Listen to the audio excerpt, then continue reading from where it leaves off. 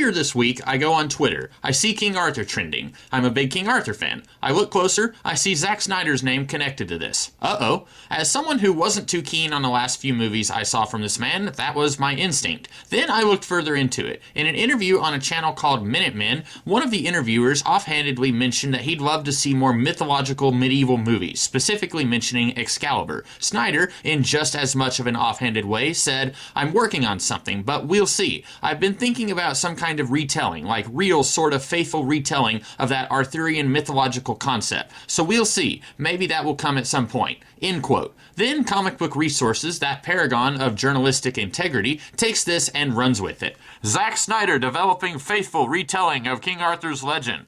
That makes it sound like it's a done deal, but that's not the vibe I got from that interview. The interview makes it sound like this is very early conceptual stuff Snyder is toying around with, and quite often in the entertainment business, when something like this gets reported, it often goes nowhere. Remember Kevin Smith's Buckaroo Banzai? Remember Quentin Tarantino's Star Trek? Remember the Escape from New York prequel trilogy? Remember Seth MacFarlane's Flintstones? Yeah, me neither. And yet, a couple of internet personalities who shall remain nameless took a look at this misleading headline and started whining because these days you are either a fan of Zack Snyder or you hate his guts, and there can be no middle ground. So these guys started complaining about Snyder's King Arthur as if the movie already exists. I guess I should say what my thoughts are. I'm not much of a fan of the DC Comics stuff Snyder has spent the last 10-ish years working on. I believe Snyder fundamentally misunderstands these characters, and his were the wrong hands for Warner Brothers to put the entire film universe they wanted to build into. Having said that, if ever there was a character in pop culture who is worthy of having multiple interpretations,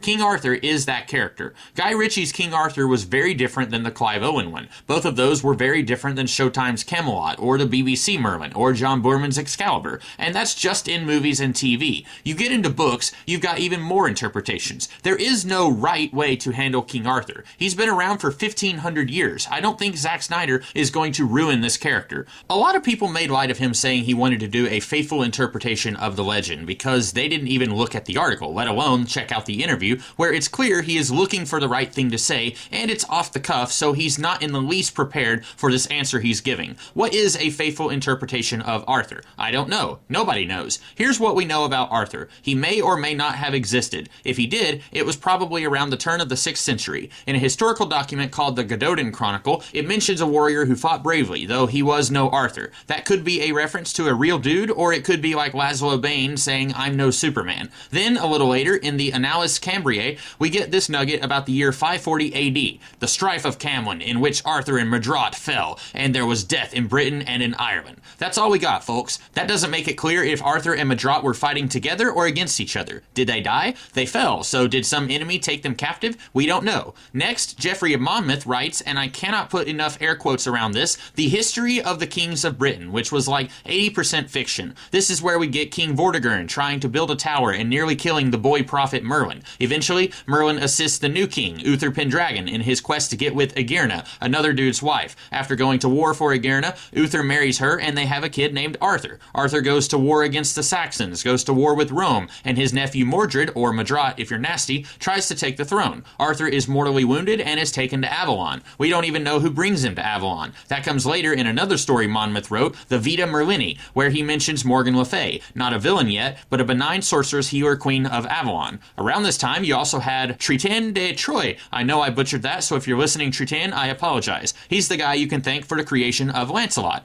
About 100 years later, you get the Vulgate cycle, which changes Mordred from Arthur's nephew to his incestuous son. Then another couple centuries later, you get Thomas Malory, who writes L'Amour de Arthur, which gives us an even more concrete picture of Arthur's reign. This is where you get Arthur's wife betraying him with Lancelot, and many of the Knights of the Round Table are solidified here. A lot of people, when they think of the basics for Arthur, chances are they're thinking of this book. But everything about Arthur is fanfiction. Fanfiction about a dude who may not have existed. So all y'all who decided to get salty because you get a few extra internet points when you grouse about Zack Snyder, calm down. The movie may not even happen. He says he's thinking about it. Thinking. I've thought about stuff and then thought against it. But even if he does think harder than I do, even if he makes a movie, you know what? There's room for plenty of King Arthur stuff out there. I wasn't overly fond of the Guy Ritchie movie. Maybe this next movie will be better. And if it's not, well, 1,500 years of Arthur stories, if we get a few bad ones here and there, that's probably fine. It just adds to the flavor of the legend.